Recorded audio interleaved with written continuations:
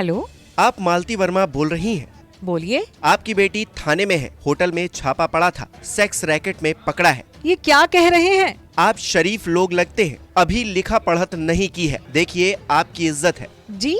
एक काम करिए, 1 लाख रुपए गूगल पे पर भेज दीजिए। अभी FIR नहीं हुई है, आपकी लड़की को छोड़ देंगे। मुझे गूगल पे करना नहीं आता। वो सब मुझे नहीं पता। 15 मिनट में मेरे नंबर पर पैसे आने चाहिए, नहीं तो छापे का जो वीडियो है आपकी लड़की का वो वायरल कर देंगे, फिर खुद समझना। और बहरूपीय साइबर ठग की इस बातचीत ने 58 साल की एक महिला की जान ले ली।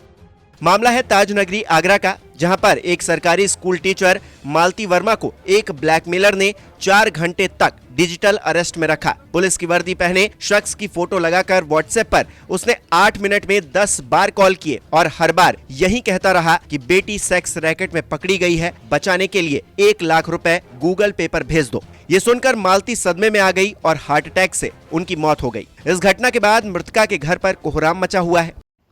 मैं दीपांशु राजपूत, मेरी माताजी का नाम मालती वर्मा, जो राजकीय कन्या junior high school Achhnera Agra में कार्यरत हैं थी।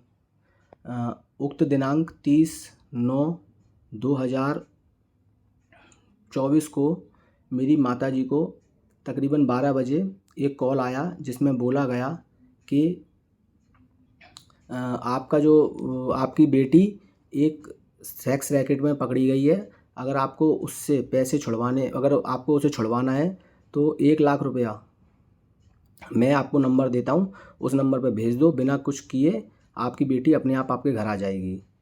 मम्मी ने तुरंत मुझे क्या कहते हैं फ़ोन किया। फ़ोन करने के बाद तो मैंने मम्मी से बोला कि मम्मी आप मुझे नंबर दो। मम्मी ने मुझे नंबर दिया।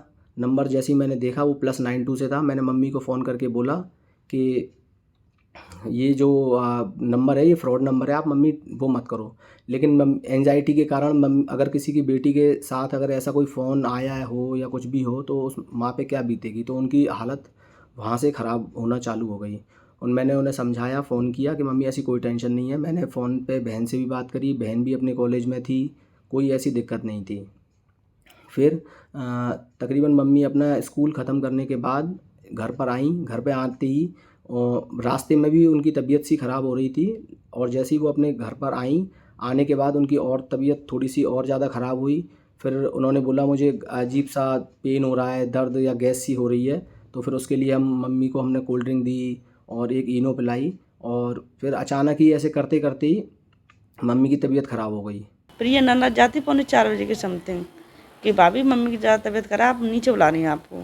तो मैं आती हूँ ना मम्मी, रेखा मेरी बहुत ज़्यादा तबीयत सी खराब हो रही है, पता नहीं क्या हो रहा है, आज तो पता नहीं मेरे संग क्या होगा।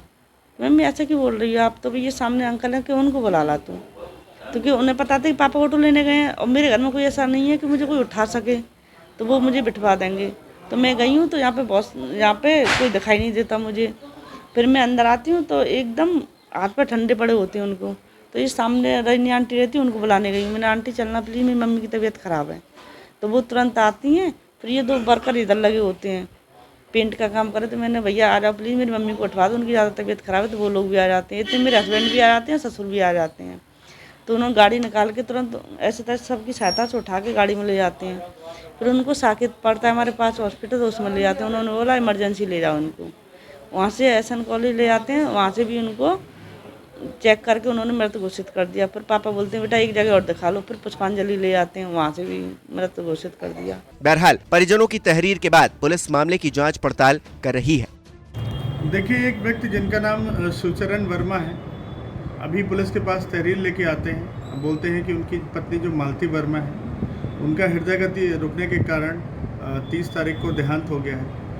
उसका कारण ये रहा कि उनकी पत्नी को एक कॉल आता है, जो कि अछनेरा में टीचर थी, कि आपकी बेटी के स्कैंडल में पकड़ी गई है और आप अभी 1 लाख रुपए दे दीजिए, तब हम आपकी बेटी को रिहा करेंगे। इस पर वो बहुत परेशान हो जाती हैं। जब घर आती हैं तो उनकी बेटी भी उनको घर पे मिलती है, और 15 मिनट के बाद डिप्रेशन में हृदय गति रुक जाने के कारण उनको SN हॉस्पिटल लेके जाया जाता है, जहाँ पे उनको डेड डिक्लेयर कर दिया जाता है। बाद में पुष्पांजलि हॉस्पिटल भी लेके जाते हैं, जहाँ पे उनको डेड डिक्लेयर कर दिया जाता है। इसके बाद 1 तारीख को उनका क्रेमेशन कर दिया जाता है। और आज इनके पति के द्वारा हमें सूचना दी गई और जब पूछने पर यह भी पता चला कि इनका पोस्टमार्टम नहीं कराया गया है और पुलिस को कोई पहले सूचना नहीं दी गई थी। इन सभी को लेके तहरीर हमने ले ली है, इस पर पूरी जांच करा रहे हैं। जहां से नंबर आया सारी चीज़ों की हम लोग डिटेल्स निकालेंगे और इस पर आवश्यक कार्रवाई की जाएगी।